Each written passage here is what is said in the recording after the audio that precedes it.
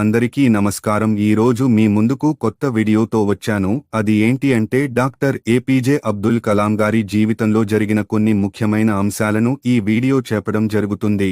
ఈ వీడియోని చివరి వరకు చూసి లైక్, కామెంట్ మరియు నా ఛానల్ని సబ్స్క్రైబ్ చేస్తారు అని అనుకుంటున్నాను. అబుల్ పాకిర్ జైనులాబ్దీన్ అబ్దుల్ కలాం భారతదేశంలో అందరికీ ప్రియమైన ఒక పేరు. అక్టోబర్ 1931 తమిళనాడులోని రామేశ్వరం అనే చిన్న గ్రామంలో పుట్టిన కలాం చిన్ననాటి నుంచే విస్తారమైన కలలతో, ఉన్నత ఆశయాలతో జీవించాడు. వీరి కుటుంబం ఆర్థికంగా బలహీనంగా ఉన్న కలాం విద్యపై చాలా శ్రద్ధ వేశాడు.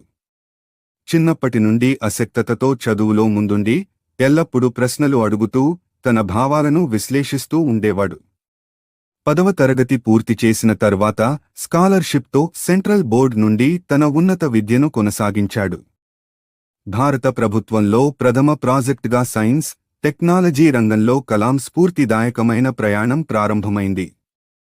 ఇండియన్ సైన్స్ మరియు ఇంజనీరింగ్లో శాస్త్రవేత్తగా చేరి అనేక ప్రతిష్టాత్మక ప్రాజెక్ట్స్లో భాగమయ్యాడు.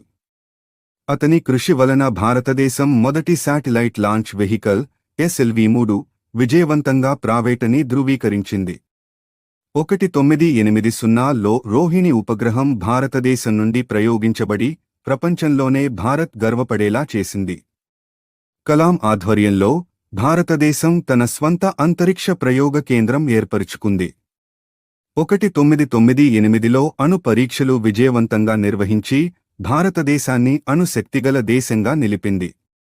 2002లో భారత 11వ రాష్ట్రపతిగా ఎన్నికైన అబ్దుల్ కలాం విద్యార్థులకు, యువతకు, సమాజానికి సేవ చేసే గొప్ప వ్యక్తిగా గుర్తింపు పొందాడు. తన పదవీకాలంలో పీపుల్స్ ప్రెసిడెంట్ గా ప్రజలకు 2015 జూలై 27న తన చివరి శ్వాస తీసే వరకు ఆయన విద్యార్థులతో కూడిన సమూహం ముందు ప్రాసంగిస్తూ ఉన్నారు. అబ్దుల్ కలాం భారతదేశానికి ఇచ్చిన కృషి, విలువైన పాఠాలు, కలలు నేటికీ యువతకు స్ఫూర్తిగా నిలిచాయి.